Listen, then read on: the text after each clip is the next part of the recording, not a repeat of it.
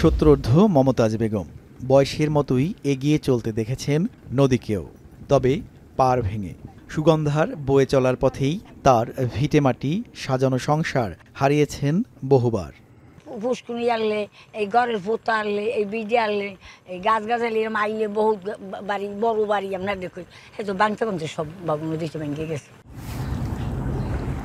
সাম্প্রতিক বন্যা পরবর্তী সময়ে ভাঙন দেখা দেয় ঝালকাঠি সদরের সাচিলাপুর, দেউরি, দিয়াকুল, রাজাপুরের বাদুরতলা, নলছিটির কাঠিপাড়া ও কাঠালিয়া সহ বেশ কিছু এলাকা। সুগন্ধা ও বিষখালী নদীতে বিলীন হচ্ছে ফসলি জমি, বসত ভিটাসহ গুরুত্বপূর্ণ নানা স্থাপনা।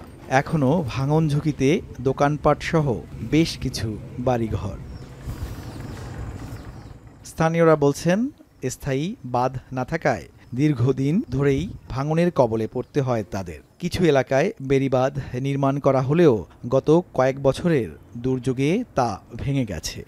আমি আজকের 24 বছর এই বাড়িতে আসছি, আমি যা আসছে দেখছি তাও নাই, তাও নদীতে ভেঙে গেছে। এই জিওব্যাগ ফেলানে আমাগো স্থায়ী কোনো সমাধান নাই। আমাকে বেড়িবাঁধটা যদি একটু টিকসইভাবে হইতে তাহলে আমরা থাকতে পারতাম। পানি উন্নয়ন বোর্ড বলছে, ভাঙন রোধে এরই মধ্যে একটি প্রকল্পের অনুমোদন দেয়া হয়েছে। এতে 13 কিলোমিটার এলাকার 60টি স্থানে সিসি ব্লক দেয়া হবে। এখানে 13.215 কিলোমিটার কাজ বাস্তবায়ন করা হবে। এটার 60টি স্থানে কাজ বাস্তবায়ন করা হবে। এখানে ব্লক এবং সিসি ব্লক দ্বারা স্থায়ী তীরকুতি রাখার কাজ বাস্তবায়ন করা হবে। জিওব্যাগ বা সিসি ব্লকের অস্থায়ী বাঁধ নয়, ভাঙন রোধে স্থায়ী ও টেকসই বেড়িবাঁধ নির্মাণের দাবি এলাকাবাসীর।